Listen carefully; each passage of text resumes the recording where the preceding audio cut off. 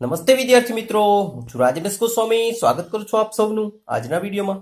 વિદ્યાર્થી મિત્રો, ધોરણ 10 ની અંદર ગણિતનો જે નવો અભ્યાસક્રમ આવેલો છે, એનસીઈઆરટી નો અભ્યાસક્રમ, અને નવા અભ્યાસક્રમની ટેક્સ્ટબુક મુજબ જે સ્વાધ્યાયની અંદર દાખલો છે અને એનું પ્રથમ ચેપ્ટર છે વાસ્તવિક સંખ્યાઓ.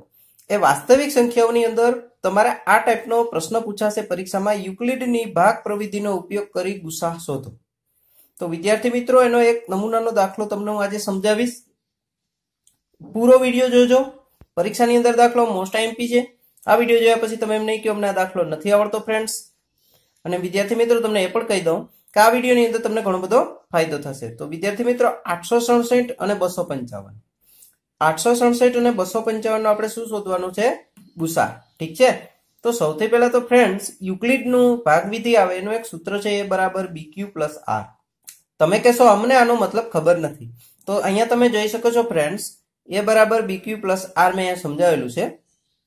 તો તમે જોઈ શકો છો, એ એટલે આ બંનેમાં મોટી સંખ્યા. મોટી સંખ્યા કોણ છે? 867. એ તમારો શું થશે? એ. ઠીક છે. બી બરાબર નાની સંખ્યા. નાની સંખ્યા છે 255. પરંતુ સૂત્રની રીતે જોતા ફ્રેન્ડ્સ તમારે એટલું યાદ રાખવાનું કે ભાગાકાર કરતી વખતે અંદરની સંખ્યા હોય એને એ કહેશું, બારોબારની હશે અને બી કહેશું, ભાગફળને ક્યુ કહેશું અને શેષને આર કહેશું. તો આનો મિનિંગ એ જ થાય ફ્રેન્ડ્સ કે મોટી સંખ્યા બરાબર નાની સંખ્યાનો પાળો બોલતા કેટલા વડે ભાગ ચાલે એનો બંનેનો ગુણાકાર એટલે બી ક્યુ, અને જે કાંઈ વધે તે આપણો આર એટલે કે શેષ. એ બરાબર 867 અને બી બરાબર 255. ઠીક છે. હવે ફ્રેન્ડ્સ આપણે સ્ટેપ નંબર 1 કરશું, સાથે સાથે એની સમજૂતી પણ તમને આપશું. તમે જોઈ શકો કે સૌથી પહેલા મોટી સંખ્યા લખવાની 867. હવે નાની સંખ્યાનો પાળો બોલવાનું, કેમ કે બી ક્યુ એ 867, બી એટલે 255, ગુણ્યા કેટલા કરવાના અને પ્લસ કેટલા કરીએ તો આર આવે. તો સીધી રીતે ફ્રેન્ડ્સ આ ખબર ન પડે, કંટાળાજનક રીત છે.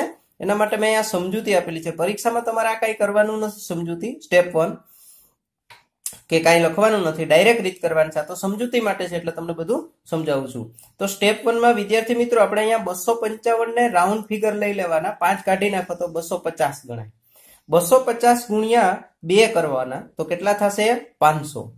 250 ગુણ્યા 3 કરવાના કેટલા થશે? 750.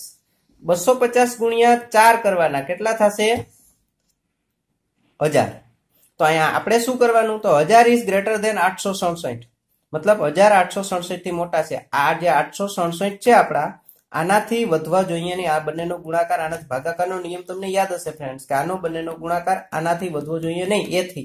એટલે કે 867 થી ઓછો થવો જોઈએ. એકદમ સિમ્પલેસ્ટ છે, ભાગાકાર જ છે. તો 250 ગુણ્યા 2 500, 250 ગુણ્યા 3 750, 250 ગુણ્યા 4 થશે 1000. 1000 વધી ગયા તો એ નહીં લેવાનું, એની ઉપરનું લેવાનું. 250 ગુણ્યા 3 750. તો આપણે અહીંયા લેશું 250 13, એટલે આપણે અહીંયા લખીશું 3. હવે આપણે રિયલમાં કરી લઈએ કે 255 ગુણ્યા 3 કરીએ તો કેટલા થાય. તો ફ્રેન્ડ્સ તમે અહીં જોઈ શકો છો કે 255 ગુણ્યા 3 કરીએ તો 765 આવશે. કેટલા આવશે? 765. હવે એનો મતલબ એ થાય 255 ગુણ્યા 3 765. તો 765 માં કેટલા ઉમેરો તો 867 થાય. તો એ પણ અહીં જોઈ લઈએ. 867 માઇનસ 765. આ બંનેનો જે ગુણાકાર આવે એને આમાંથી માઇનસ કરીને અહીંયા લખી નાખવાનો. તો આવશે 102. અહીંયા આપણે લખશું 102. તો આ તમારું ફર્સ્ટ સ્ટેપ કમ્પ્લીટ થઈ ગયું. ઠીક છે. હવે ફ્રેન્ડ્સ મેઇન વસ્તુ ધ્યાન રાખજો. ફર્સ્ટ સ્ટેપ થાય પછી તમારે એ જોવાનું કે જે અહીંયા સંખ્યા હોય તમારો હવે એ બની જશે, અને લાસ્ટમાં જે હોય એ તમારો બી બની જશે. સ્ટેપ નંબર 2 નું ગણિત આ રીતે બનશે. 867 જે આપણે લખેલા હતા એની જગ્યાએ હવે કોણ આવશે? એ એટલે 255 અને બી બરાબર 102. 102 ગુણ્યા કેટલા કરવાના? ચાલો હવે સ્ટેપ નંબર 2 ગણતરી કરીએ. સૌથી પહેલા 102 ના નજીકનો રાઉન્ડ ફિગર 100 લઈ લ્યો. 100 ગુણ્યા 2 200. 100 ગુણ્યા 3 300.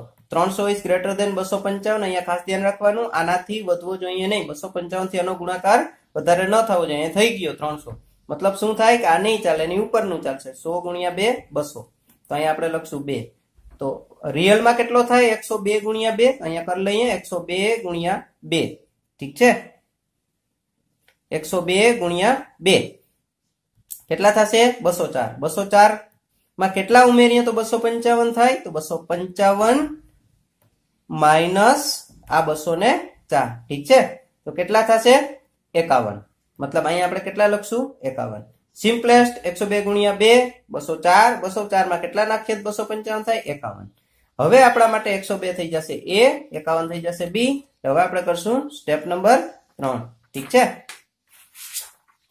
તો ફ્રેન્ડ્સ અહીંયા તમે જોઈ શકો છો 102, અહીંયા આપણે 102 જે છે તમારું એ અહીંયા 51 છે. અહીંયા 51 ગુણ્યા કેટલા કરવાના? 51 ને રાઉન્ડ ફિગર કેટલો થશે? 50. તો આપણે અહીંયા જોશું સ્ટેપ નંબર 3.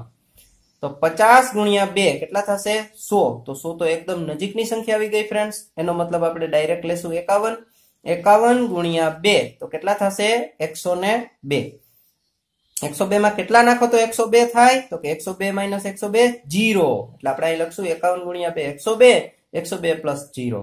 અહીંયા ખાસ ધ્યાન રાખજો ફ્રેન્ડ્સ, યુક્લિડની ભાગ પ્રવૃત્તિનો રૂલ્સ એ છે કે જ્યારે તમારો હિસાબ કિતાબ લાસ્ટમાં 0 આવે તો એ તમારો જવાબ નથી, પણ 0 ની ઉપરનું જે સ્ટેપ છે એ તમારો જવાબ છે. તો 0 ની ઉપરનું કોણ સ્ટેપ છે? તો કે 51. આ જે સૂત્ર છે BQ પ્લસ R, એમાં લાસ્ટમાં શેષ કેટલી છે? તો કે 51. તો 51 જે આવશે ને એ તમારો જવાબ થશે અને તમારો બનશે ગુસા. આપણે અહીંયા લખશું ગુસા બરાબર 51. ઠીક છે ફ્રેન્ડ? તો આ રીતે આ દાખલાનો જવાબ આપણે ગણી શકશું. હવે વિદ્યાર્થી મિત્રો, તમને આ દાખલામાં ક્લિયર કટ બધું સમજાઈ ગયું હશે.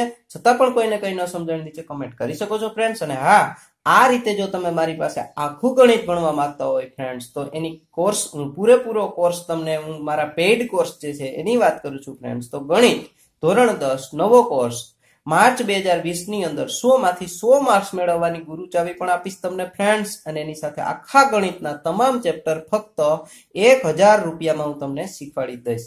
જો તમે આ રીતે મારી પાસે પેઇડ કોર્સ ખરીદવા માંગતા હોય વિદ્યાર્થી મિત્રો, તો જલ્દીથી etuitiongujarati@gmail.com ઉપર તમારું નામ, તમારો મોબાઈલ નંબર અને તમારું ઈમેલ આઈડી લખીને મને મોકલો. તમારો કોન્ટેક્ટ કરવામાં આવશે અને બાકીની માહિતી તમને આપવામાં આવશે. ઠીક છે friends? Thank you very much and by.